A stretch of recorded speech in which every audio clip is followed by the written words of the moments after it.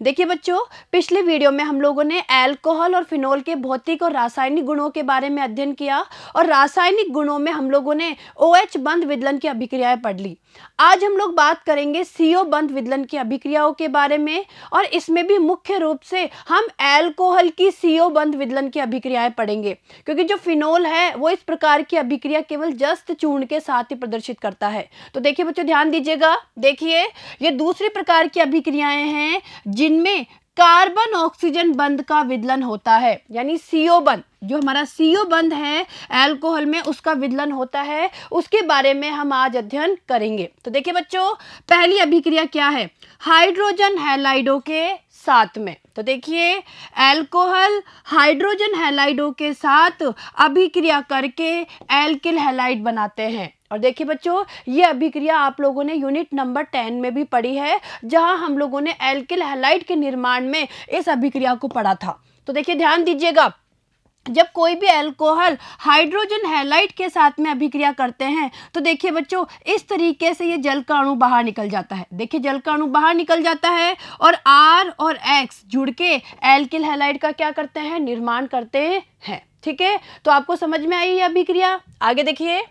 अब देखिए, ल्यूकास परीक्षण। देखिए बच्चों, समझने की कोशिश करना कि भाई तीनों प्रकार के अल्कोहलों, देखिए तीनों प्रकार के अल्कोहलों जैसे प्राथमिक है, द्वितीयक है और तृतीयक है, इनकी HCl के प्रति अभिक्रियाशीलता के आधार पर इनमें विभेद किया जाता है। देखिए बच्चों, ध्यान देना, जो हमारे तीनों प्रकार के अल्कोहल है, प्राथमिक अल्कोहल, द्वितीयक अल्कोहल और तृतीयक अल्कोहल, इन तीनों को HCl के प्रति अभिक्रियाशीलता के आधार पर हम क्या कर सकते हैं? इनमें विभेद कर सकते हैं और इसे ही कहा जाता है ल्यूकास परीक्षण। तो देखिए आगे, क्योंकि अल्कोहल ल्यूकास अभिकर्मक में विलय होते हैं। देखिए, ध्यान देने वाली बात है कि जो अल्कोहल होते हैं वो ल्यूकास अभिकर्मक में विलय होते हैं, जबकि इनके हैलाइड अमिश्रणीय होते हैं। तो देखिए, यहाँ पे ध्यान देने वाली बात है कि जो अल्कोहल होते हैं वो तो ल्यूकास अभिकर्मक में क्या होते हैं? विलय होते हैं,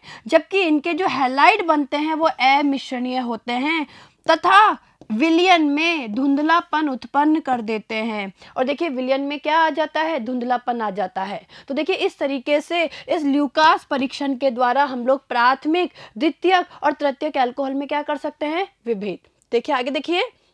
देखिए, ल्यूकास अभिकर्मक सांद्र HCl एवं निर्जल ZnCl2 का मिश्रण होता है। तो देखिए बच्चों, हमें ये पता होना जरूरी है कि जो हमारा ल्यूकास अभिकर्मक है वो होता क्या है। तो देखिए, ल्यूकास अभिकर्मक सांद्र HCl और निर्जल ZnCl2 का मिश्रण होता है। अब देखिए किस तरीके से तीनों प्रकार के अल्कोहल इसके साथ अभिक्रिया करते हैं। तो देखिए, ध्यान देना, 3 डिग्री अल्कोहल में धुंधलापन तुरंत आ जाता है। तो देखिए बच्चों, जब 3 डिग्री अल्कोहल में ये ल्यूकास अभिकर्मक डाला जाता है या 3 डिग्री अल्कोहल की अभिक्रिया ल्यूकास अभिकर्मक के साथ करवाई जाती है तो धुंधलापन तुरंत आ जाता है। ठीक है, आगे देखिए। 2 डिग्री अल्कोहल में धुंधलापन आने में लगभग 5 मिनट लगते हैं। और देखिए, जो 2 डिग्री अल्कोहल है उनमें धुंधलापन आने में थोड़ा क्या लगता है? समय लगता है, लगभग 5 मिनट लगते हैं। और जो प्राथमिक अल्कोहल है वो सामान्य ताप पर धुंधलापन उत्पन्न नहीं करते हैं। और देखिए, जो प्राथमिक अल्कोहल है वो सामान्य ताप पर धुंधलापन उत्पन्न नहीं करते हैं। और देखिए, इसी प्रकार हम 3 डिग्री अल्कोहल, 2 डिग्री अल्कोहल और 1 डिग्री अल्कोहल यानी प्राथमिक अल्कोहल में क्या कर सकते हैं? विभेद कर सकते हैं। यानी कहने का मतलब है कि 1 डिग्री अल्कोहल, 2 डिग्री अल्कोहल और 3 डिग्री अल्कोहल में अगर हम लोग ल्यूकास अभिकर्मक मिलाते हैं तो जो 1 डिग्री अल्कोहल है उसमें आसानी से धुंधलापन नहीं आता है। या कहने का मतलब है कि सामान्य ताप पर धुंधलापन उत्पन्न नहीं होता है, जबकि 2 डिग्री अल्कोहल में धुंधलापन 5 मिनट में आता है और 3 डिग्री अल्कोहल की बात करें तो उसमें तुरंत ही धुंधलापन आ जाता है। तो इस तरीके से हम क्या कर सकते हैं? तीनों प्रकार के अल्कोहलों में विभेद कर सकते हैं। ठीक है, चले आगे। आगे देखिए, दूसरी अभिक्रिया क्या है? फास्फोरस ट्राइहैलाइडों के साथ अभिक्रिया। देखिए बच्चों, ध्यान देने वाली बात है, यह अभिक्रिया भी हम लोग यूनिट नंबर 10 में पढ़ चुके हैं और एक बार आप यहां भी समझ लीजिए। देखिए, अल्कोहल फास्फोरस ट्राईहैलाइडों के साथ क्रिया करके एल्किल हैलाइड बनाती है। तो देखिए बच्चों ध्यान दीजिए, ये अल्कोहल है और अल्कोहल की अभिक्रिया करवा रहे हैं हम लोग PCl3 के साथ में। किसके साथ करवा रहे हैं? PCl3 के साथ में। और देखिए हमारे पास क्या हुआ, हमारे पास 3 अणु एल्किल हैलाइड के मिल गए और ये H3PO3। देखिए इसे ऐसे भी बोल सकते हैं POH और इसका होल ट्राइस, यानी इसे बोलते हैं H3PO3। H3PO3 का क्या होता है? निर्माण होता है। ठीक है, तो आई ये अभिक्रिया समझ में फास्फोरस ट्राईहैलाइडों के साथ में। चलिए आगे चलते हैं। अब देखिए अगली अभिक्रिया है बच्चों, देखिए निर्जलीकरण। अगली कौन सी अभिक्रिया है? निर्जलीकरण। तो देखिए अल्कोहल को सांद्र H2SO4 या H3PO4 जैसे प्रोटिक अम्लों अथवा निर्जलित जिंक क्लोराइड, एल्यूमिना जैसे उत्प्रेरकों की उपस्थिति में गर्म करने पर निर्जलीकरण हो जाता है तथा एल्कीन बनती है। तो देखिए बच्चों यहाँ समझने वाली बात है कि अल्कोहल को सांद्र H2SO4 या H3PO4 जैसे प्रोटिक अम्ल अथवा निर्जलित जिंक क्लोराइड और एल्यूमिना जैसे उत्प्रेरकों की उपस्थिति में अगर गर्म किया जाता है तो निर्जलीकरण हो जाता है। देखिए बच्चों निर्जलीकरण का मतलब है जल के अणु का बाहर निकलना, और निर्जलीकरण के द्वारा क्या बनता है? एल्कीन बनता है। तो देखिए समझने की कोशिश करिए, ये क्या है? अल्कोहल है। अल्कोहल को अम्ल की उपस्थिति में गर्म किया तो देखिए जल का अणु बाहर निकल जाएगा और ये देखिए क्या बन जाएगा? एल्कीन का क्या हो जाएगा? निर्माण। ठीक है, चलिए आगे देखिए। 443 केल्विन ताप पर सांद्र H2SO4 के साथ गर्म करने पर एथेनॉल का निर्जलीकरण हो जाता है। अब देखिए अगर हम लोग एथेनॉल की बात करें, इसके निर्जलीकरण की बात करें, तो सांद्र H2SO4 के साथ 443 केल्विन ताप पर अगर इसे गर्म किया जाता है तभी क्या होता है? एल्कीन का निर्माण होता है। तो देखिए एथेनॉल से क्या बन गया? एथीन। देखिए बच्चों ये एथेनॉल है और ये बन गई एथीन और ये जल का अणु क्या निकल गया? बाहर निकल गया। ठीक है, देखिए इसको ऐसे समझिए, देखिए C2H5OH है। ठीक है, मैं इसे इस तरीके से लिख सकती हूँ CH3CH2OH। भाई इसे मैं खोल के इस तरीके से लिख सकती हूँ और इसे भी मैं ऐसे लिख सकती हूँ CHH, यहाँ भी H और इससे ये H, ये H और इधर OH। ठीक है, ध्यान से देखिए। अब देखिए इसे H2SO4 की उपस्थिति में, देखिए H2SO4 की उपस्थिति में 443 केल्विन ताप पे गर्म करेंगे तो ये जल का अणु क्या हो जाएगा? बाहर हो गया। ठीक है, अब देखिए ये दोनों बॉन्ड टूट गए तो यहाँ पाई बॉन्ड का निर्माण हो जाएगा और इस तरीके से देखिए हमारी क्या बन गई? एथीन। क्या बन गई? एथीन का क्या हो गया? निर्माण। तो हमने क्या देखा कि भाई जब भी अल्कोहलों को अम्ल की उपस्थिति में गर्म किया जाता है जल का अणु बाहर निकल जाता है, यानी उनका निर्जलीकरण हो जाता है और हमारे एल्कीन का क्या होता है? निर्माण। तो देखिए एथेनॉल से बन गई एथीन। ठीक है, और साथ में जल का अणु बाहर निकल रहा है। चलिए आगे चलते हैं। अल्कोहलों के निर्जलीकरण का क्रम। तो देखिए बच्चों ध्यान दीजिएगा कि अल्कोहलों के निर्जलीकरण का क्रम क्या होता है? सबसे ज्यादा निर्जलीकरण होता है 3 डिग्री अल्कोहल का, यानी 3 डिग्री अल्कोहल निर्जलीकरण की अभिक्रिया सबसे पहले देते हैं, फिर 2 डिग्री अल्कोहल और फिर 1 डिग्री अल्कोहल। तो देखिए ये इनके निर्जलीकरण का क्या हो गया? क्रम हो गया। ठीक है, चलिए आगे देखिए। अब देखिए द्वितीयक तथा तृतीयक अल्कोहलों का निर्जलीकरण अपेक्षाकृत मध्यम परिस्थितियों में ही हो जाता है। तो देखिए बच्चों ध्यान देने वाली बात है कि अगर हम लोग द्वितीयक और तृतीयक अल्कोहल की बात करें तो इनका जो निर्जलीकरण होता है वो मध्यम परिस्थितियों में हो जाता है। तो देखिए समझने की कोशिश करिए। देखिए बच्चों ये क्या है? ये हमारा कोई 2 डिग्री अल्कोहल है। भाई जो OH है वो 2 डिग्री कार्बन से जुड़ा हुआ है तो ये कोई 2 डिग्री अल्कोहल है। 2 डिग्री अल्कोहल बोल दो या हम बोल सकते हैं कि हमारा क्या है? द्वितीयक अल्कोहल है। क्या है? द्वितीयक अल्कोहल है। अब देखिए द्वितीयक अल्कोहल की अभिक्रिया 85% H3PO4 के साथ 440 केल्विन ताप पर हम लोग करवा रहे हैं और ये देखिए जल का अणु बाहर निकल गया और ये क्या बन गई? हमारी एल्कीन बन गई। एल्कीन बन गई यानी कहने का मतलब है ये बन गई हमारी 1 प्रोपीन, या बोल सकते हैं प्रोपीन। क्या बन गई? प्रोपीन का निर्माण हो गया।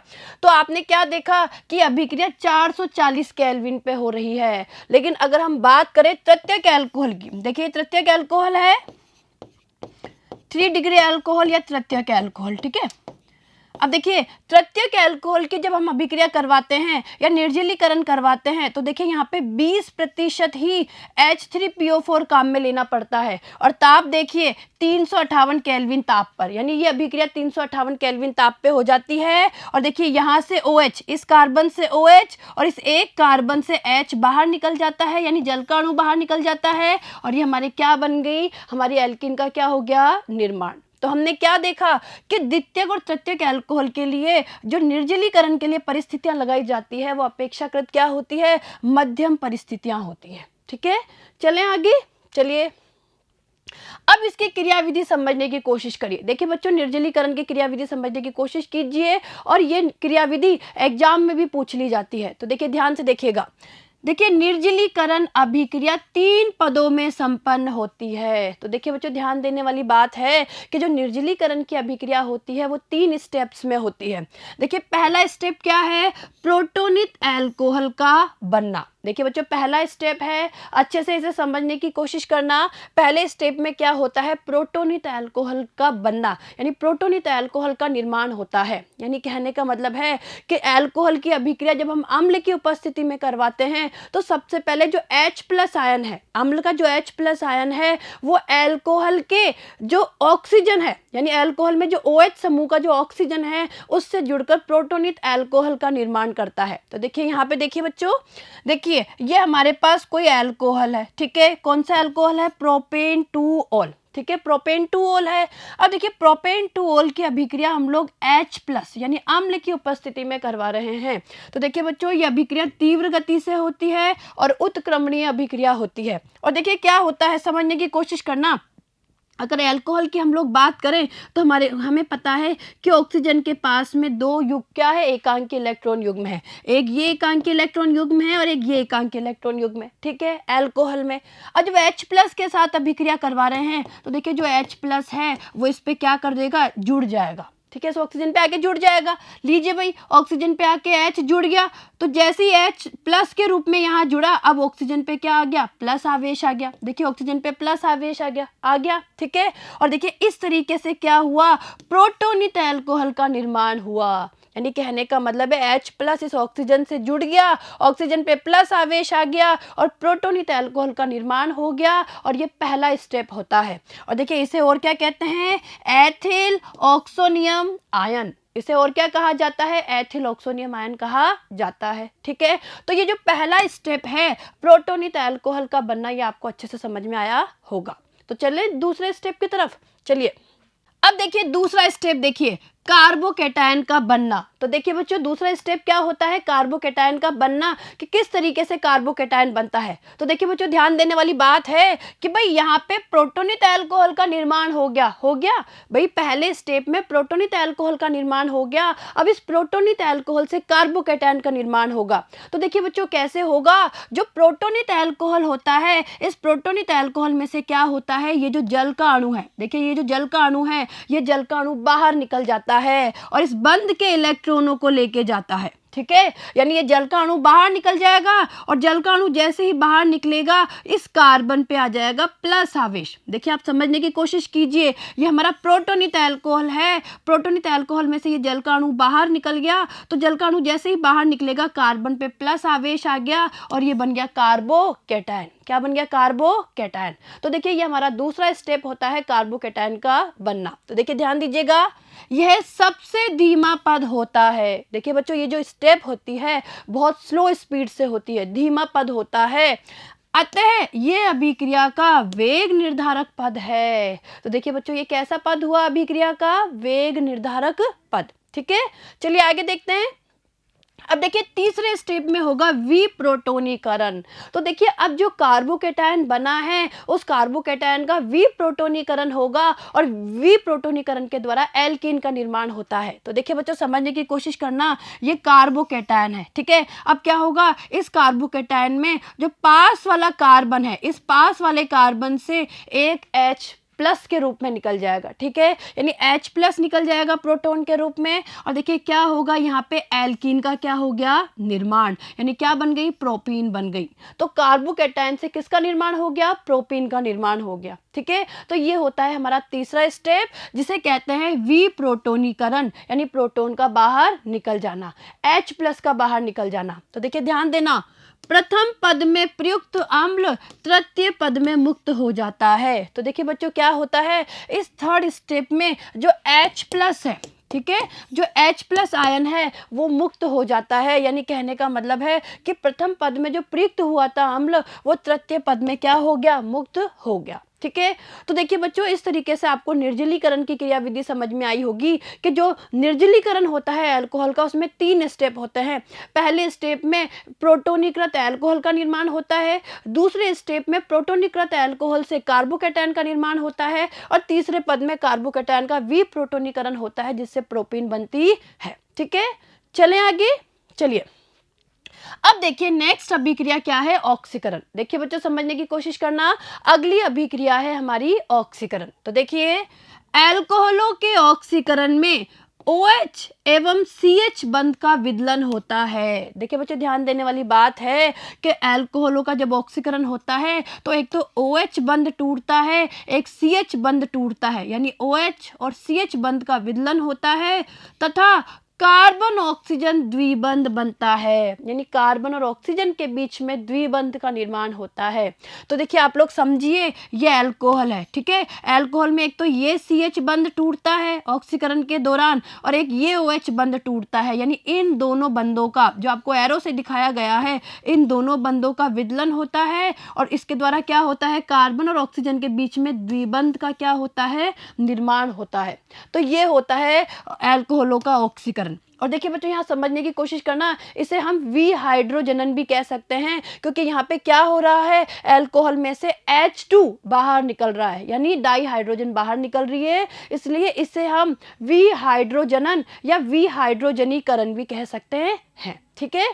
चलिए आगे देखिए, अब देखिए प्रबल ऑक्सीकरण कर्मक जैसे कैमेनोफोर या K2Cr2O7 द्वारा अल्कोहलों का ऑक्सीकरण करवाने पर पहले एल्डिहाइड या कीटोन बनते हैं जो कार्बोक्सिलिक अम्ल में ऑक्सीकृत हो जाते हैं। तो देखिए बच्चों समझने की कोशिश करना कि जैसे कैमेनोफोर और K2Cr2O7 जैसे ऑक्सीकारकों के द्वारा अगर अल्कोहलों का ऑक्सीकरण करवाया जाता है तो देखिए अल्कोहल पहले तो बदलते हैं एल्डिहाइड या कीटोन में, किसमें बदलते हैं, एल्डिहाइड या कीटोन में, और बाद में ये कार्बोक्सिलिक अम्ल का क्या करते हैं, निर्माण करते हैं।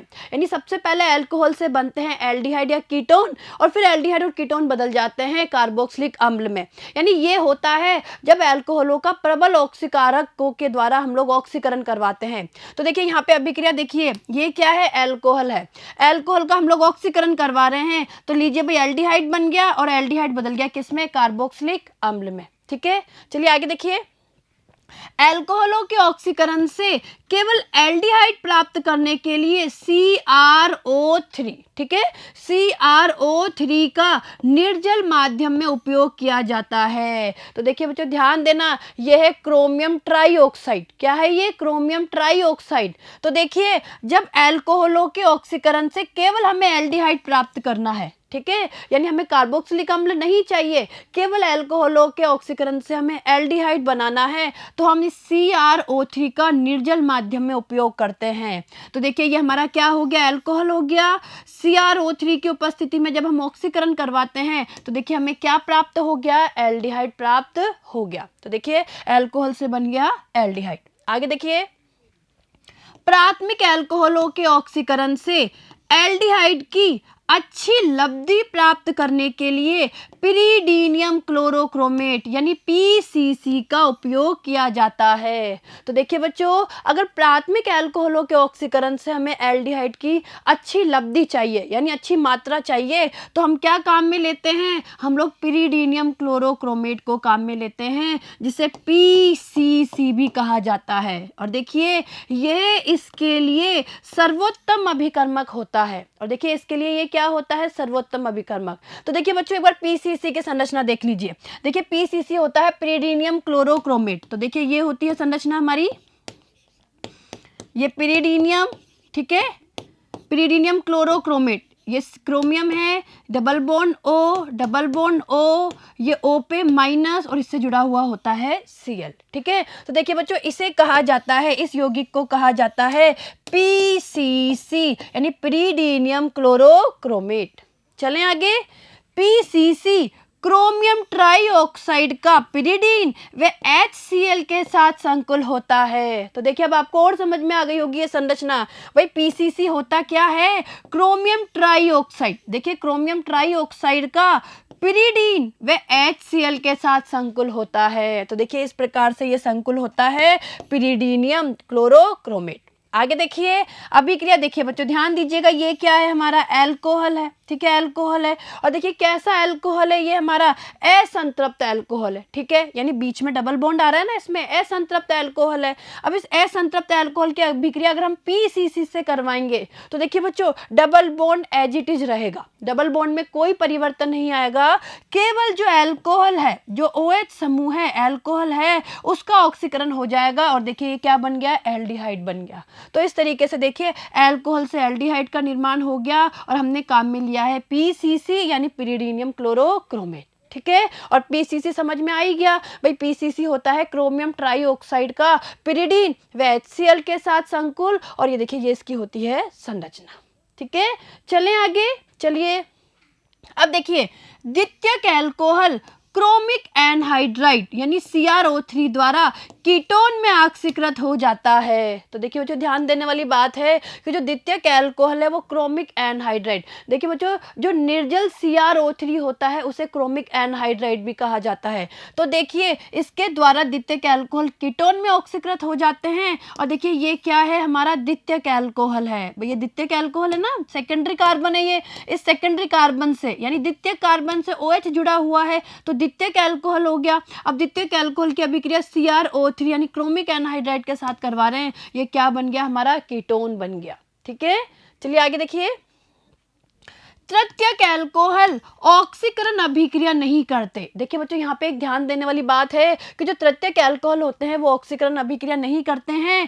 प्रबल अभिक्रिया परिस्थितियों जैसे प्रबल ऑक्सीकारक केमिनोफोर एवं उच्च ताप पर विभिन्न कार्बन कार्बन बंध का विदलन होता है जिससे कार्बोक्सिलिक अम्लों का मिश्रण प्राप्त होता है जिनमें कार्बन परमाणुओं की संख्या कम होती है। तो देखिए यहाँ पे ध्यान देने वाली बात है कि प्रबल अभिक्रिया परिस्थितियों यानी प्रबल ऑक्सीकारक जैसे केमिनोफोर एवं उच्च ताप की उपस्थिति में ही हमारे तृतीयक एल्कोहल का ऑक्सीकरण होता है। और देखिए इसमें क्या होता है? कार्बन कार्बन बंध का विदलन होता है, और जो कार्बन कार्बन बंध का जो विदलन होता है उसमें क्या होता है? कार्बोक्सिलिक अम्लों का मिश्रण प्राप्त होता है जिनमें कार्बन परमाणुओं की संख्या क्या होती है? कम होती है। ठीक है, आगे देखिए अब देखिए विहाइड्रोजनीकरण। देखिए बच्चों समझने की कोशिश करना, विहाइड्रोजनीकरण। देखिए जब प्राथमिक एवं द्वितीयक एल्कोहलों के वाष्प को 573 केल्विन ताप पर तप्त कॉपर के ऊपर से प्रवाहित किया जाता है तो विहाइड्रोजनन होता है। तो देखिए बच्चों क्या होता है कि जब प्राथमिक और द्वितीयक एल्कोहल की भाप को 573 केल्विन ताप पर तप्त कॉपर के ऊपर से हम लोग प्रवाहित करते हैं तो विहाइड्रोजनन होता है तथा एल्डिहाइड एवं कीटोन बनते हैं। तो देखिए इनकी अभिक्रिया समझने की कोशिश करिए। ये एल्कोहल है और देखिए 573 केल्विन ताप पर तप्त कॉपर के ऊपर से अगर इसे प्रवाहित करते हैं तो ये क्या बन गया? एल्डिहाइड। तो देखिए यहाँ पे क्या हुआ? प्राथमिक एल्कोहल से बन गया एल्डिहाइड, और जब यही अभिक्रिया हमने द्वितीयक एल्कोहल के साथ करवाई यानी द्वितीयक एल्कोहल की अभिक्रिया हमने 573 केल्विन ताप पर तप्त कॉपर के साथ करवाई यानी इसको तप्त कॉपर के ऊपर से प्रवाहित किया तो हमारे कीटोन का क्या हो गया? निर्माण। तो आपने क्या देखा कि प्राथमिक एल्कोहल तो बनाते हैं एल्डिहाइड और द्वितीयक एल्कोहल बनाते हैं कीटोन। ठीक है, आगे देखिए अब देखिए तृतीयक अल्कोहल का विहाइड्रोजनन नहीं होता है। देखिए बच्चों, जो तृतीयक अल्कोहल होते हैं यानी 3 डिग्री अल्कोहल होते हैं, उनका विहाइड्रोजनन नहीं होता, उनका होता है निर्जलीकरण। क्या होता है? निर्जलीकरण। यानी तृतीयक अल्कोहल को, ये तृतीयक अल्कोहल है, 573 केल्विन ताप पर तप्त कॉपर के ऊपर से प्रवाहित किया जाता है। तो देखिए यहाँ पे विहाइड्रोजनन नहीं होगा, यहाँ निर्जलीकरण होगा। यानी यहाँ से तो OH और एक कार्बन से, इन तीनों में से किसी भी एक कार्बन से H बाहर निकल जाएगा, यानी जल का अणु बाहर निकल जाएगा। और ये देखिए हमारे एल्कीन का क्या हो गया? निर्माण। यानी कहने का मतलब है कि जो तृतीयक अल्कोहल है उनका विहाइड्रोजनन नहीं होता है, उनका क्या होता है? निर्जलीकरण होता है, यानी उनमें से जल का अणु बाहर निकल जाता है। ठीक है, आया समझ में? तो देखिए बच्चों, आज हम लोगों ने अल्कोहल की CO बंध विदलन की अभिक्रियाओं के बारे में अध्ययन किया और ये अभिक्रियाएं आपको बहुत अच्छे से समझ में आई होगी। तो देखिए बच्चों, इन अभिक्रियाओं को पढ़िए, याद करिए और अभिक्रिया बना बना के इनको समझने की प्रैक्टिस करिए। ठीक है, अब आगे आने वाले वीडियो में हम फिनोलों की अभिक्रियाओं के बारे में अध्ययन करेंगे। ठीक है, धन्यवाद।